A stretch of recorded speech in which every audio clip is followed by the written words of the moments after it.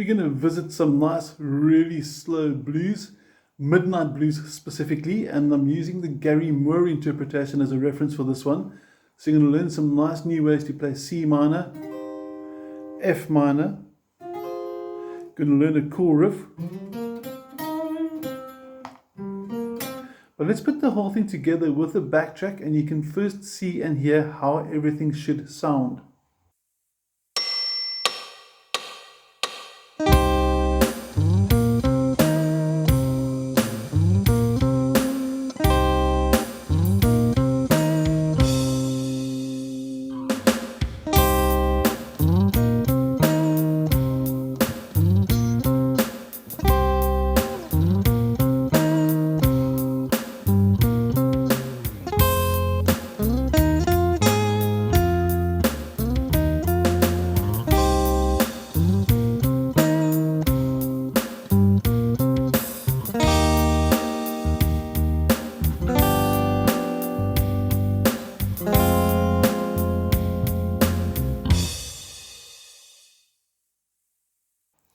First of all, let's look at the chord shapes.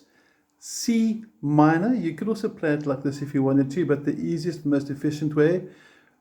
Finger 1, fret 8, the bottom 3 strings, and just strum. That's all we need for the C minor.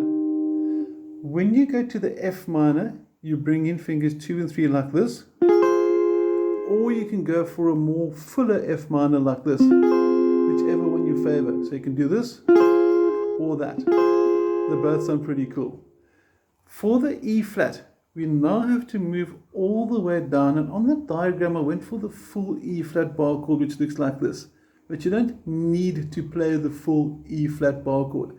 All you effectively need is finger 1 on the 3rd fret, bottom 3 strings, middle finger number 2, 2nd string 4th fret, finger number 3, 5th fret 4th string, and strum this.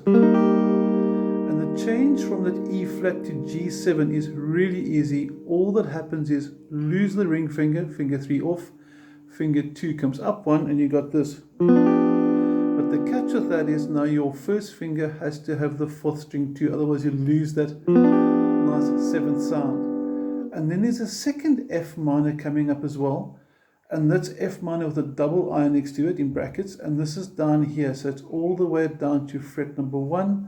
And you got your 3rd finger there, and this is F minor. So there's 2 ways to do F minor. You can do it over here from fret 8, and then it works its way all down past E flat. Sorry, that's E, sorry. E flat, there we go.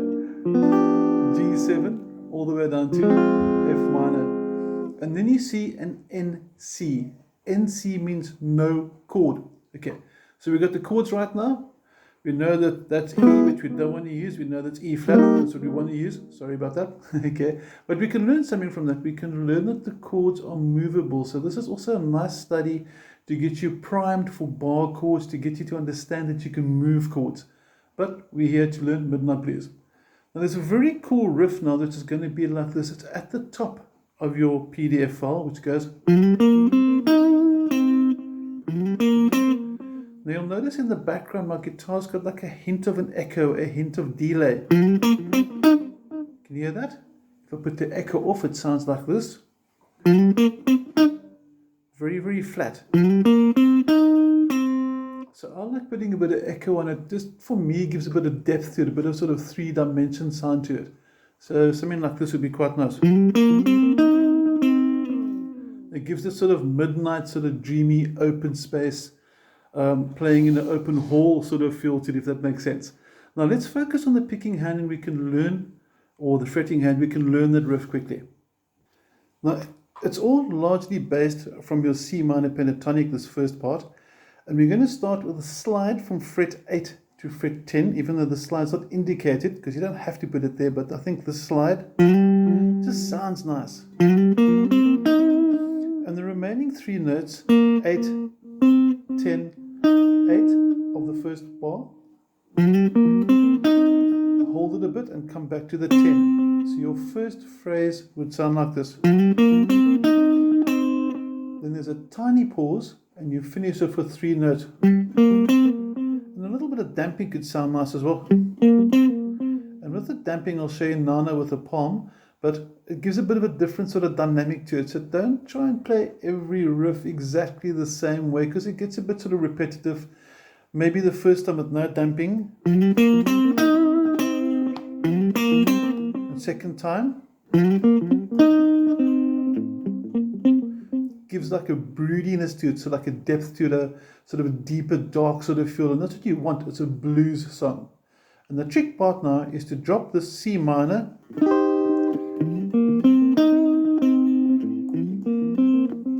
with the C minor chord,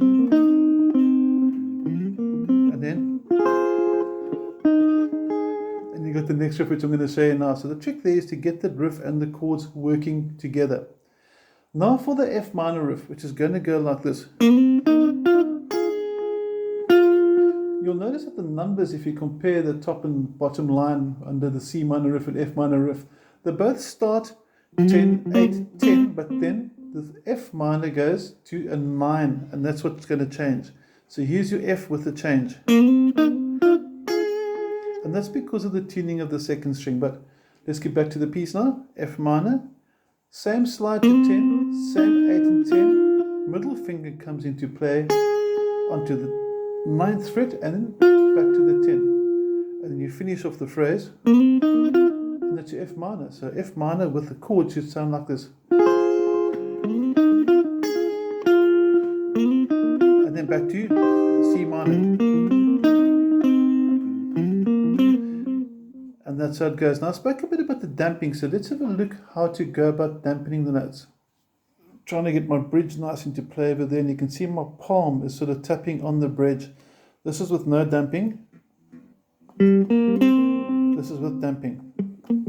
You can hear there's a hint of muted to the string. Now you can obviously regulate or control the amount of muting, like you can have overkill, a bit too much. That's quite nice. Tending to lose the damp, and then obviously no damp. And it's all about where do I put my palm on the saddles. These are called saddles. So I've got this angle here. You can see my palm comes down. It's resting on the guitar like that on the string, and I'm playing from my wrist. So it's a wrist action.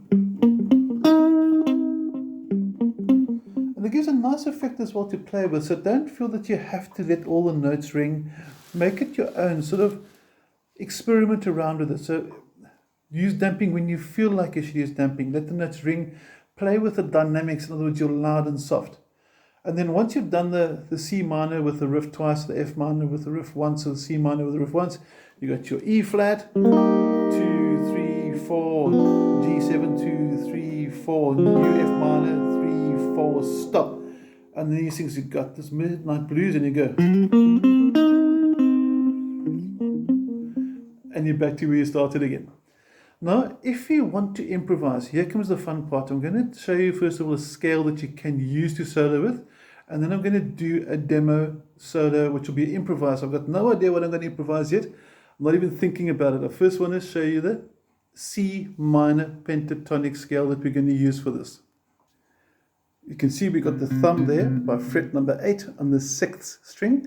So I'm going to call out the fret numbers and watch which fingers I use. Your finger allocation, very important. So this is C minor pentatonic, fret 8, 11, 8, 10, 8, 10, 8, 10, 8, 11, 8, 11. Now I'm going to switch the echo off so you can just appreciate the difference again, so you can get a feel between the echo and the plane. And again, no echo now, but the same notes. 8, 11, 10, 8, 10, 8, 10, 8, 11, 8, 11. Then obviously reverse it. Also on the picking action as well, try something like this, please. It's very important to alternate the strokes. In other words, pick down, pick up, pick down, pick up, down, up, down, up. And come back down the scale again.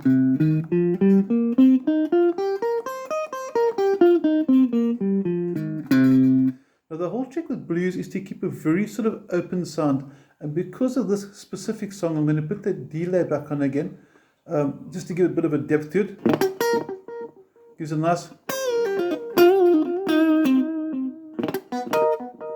So go for short sort of phrases, a lot of space in between. Don't get too busy. In other words, here's a bad blues solo.